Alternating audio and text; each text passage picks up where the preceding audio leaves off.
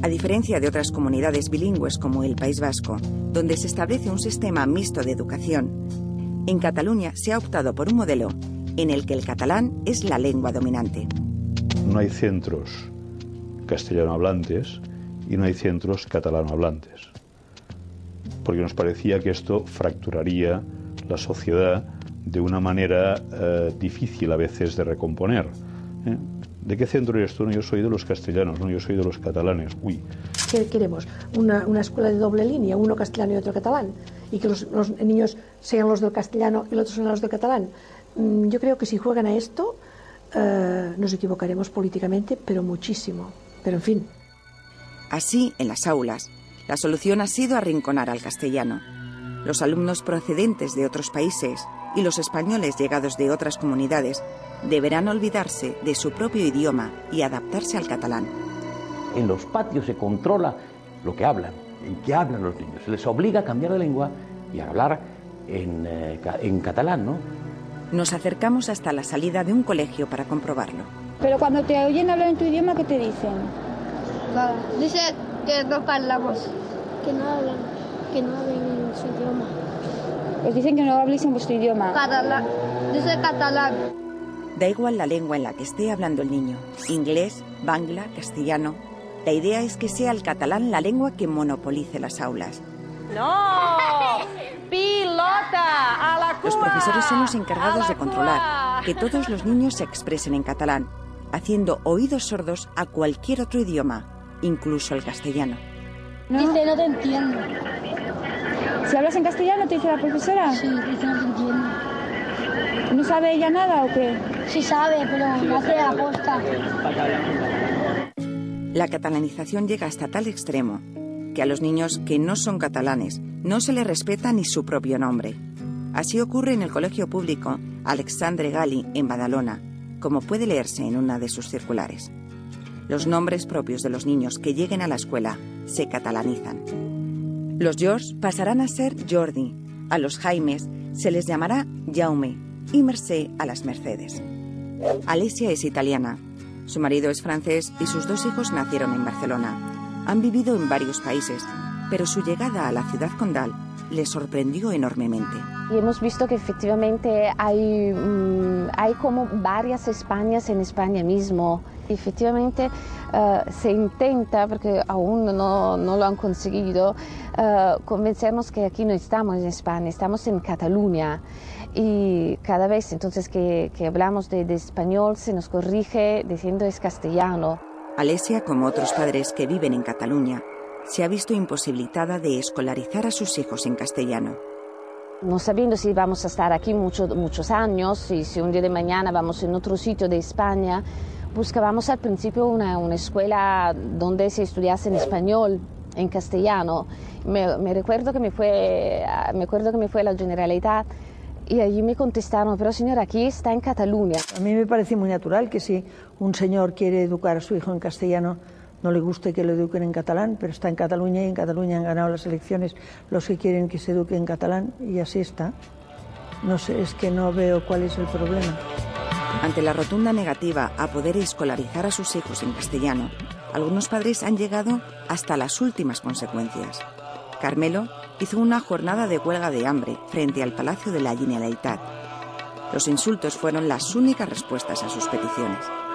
Nos gritaban puto inmigrante español, vete de Cataluña, vete de aquí, si quieres que se hable español, aquí no se va a hablar español nunca, vete a Madrid. ¿Por qué hay gente que no es que yo no quiero que hablen catalán?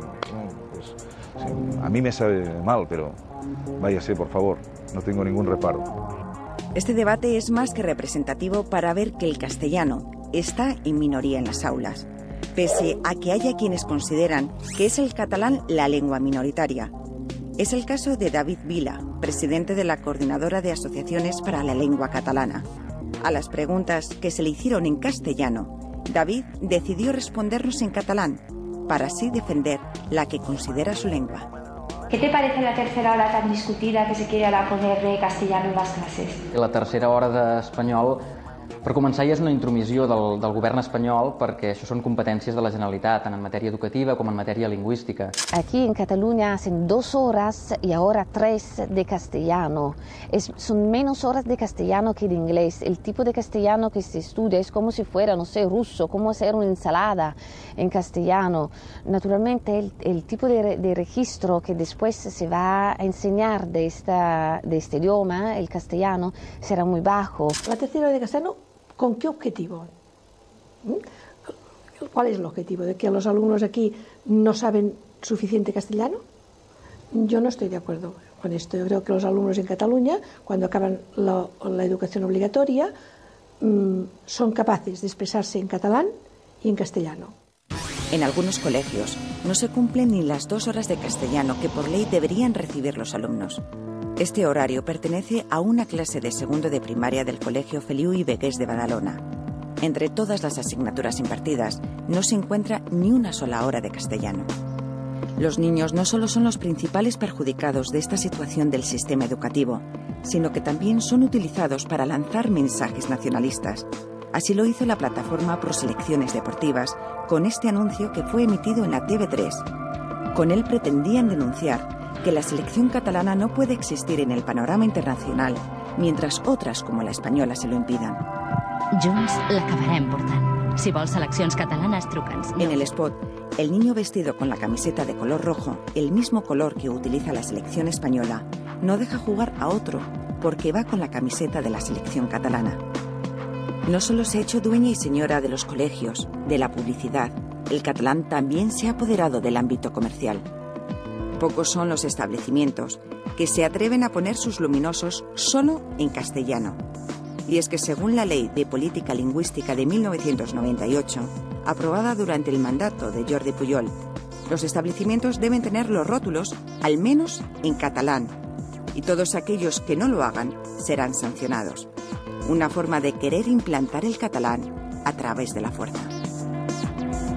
Varios de los comerciantes afectados se muestran sorprendidos ante unas medidas tan estrictas que les está costando una suma de dinero difícil de asumir a más de uno. El problema es que lo pongas en castellano. No lo pongas. No, que lo pongas. Si lo pones en castellano es cuando te falta. O cuando hay el problema, o sea, en principio tenemos que tener todo en catalán. Teníamos una parte en catalán y una parte en castellano.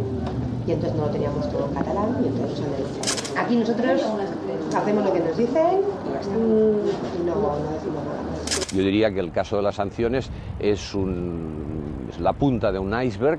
Al gobierno no es algo que le satisfaga en absoluto y desearíamos que por otra vía, y sobre todo por la vía del convencimiento por parte de las empresas y de los prestadores de servicios que la lengua del país también debe ser incorporada, no fuera necesario nunca llegar a tener que aplicar esas sanciones.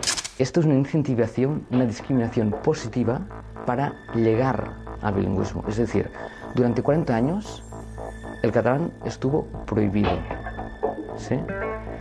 Entonces se están haciendo políticas incentivadoras para que se normalice esto. Después de casi un siglo de vida, este comercio se ha visto obligado a cambiar sus rótulos habituales y a pagar la sanción correspondiente por el simple hecho de tener el cartel en castellano. 600 euros creo a mí, pero yo sé que han recaudado eso son 124.000 euros. Si ahora tengo que poner un negocio, lo pongo en catalán. Yo no voy a ganar ninguna guerra ni tengo que discutir con nadie, yo que me digan. El de este establecimiento no es un caso aislado. Los controles de la Generalitat hicieron que incluso Correos tuviera que someterse y adaptarse a las exigencias que le obligaba a introducir el catalán incluso en los buzones de la calle. Yo diría que la mayor parte de las empresas a las cuales se les detectan esas anomalías reciben, y se lo digo con toda sinceridad, muy positivamente esas ofertas. Cuando una persona abre un comercio nuevo, le piden unas ciertas razones de salubridad, de medio ambiente, le cuentan que también hay una cierta normativa lingüística que tiene que respetar.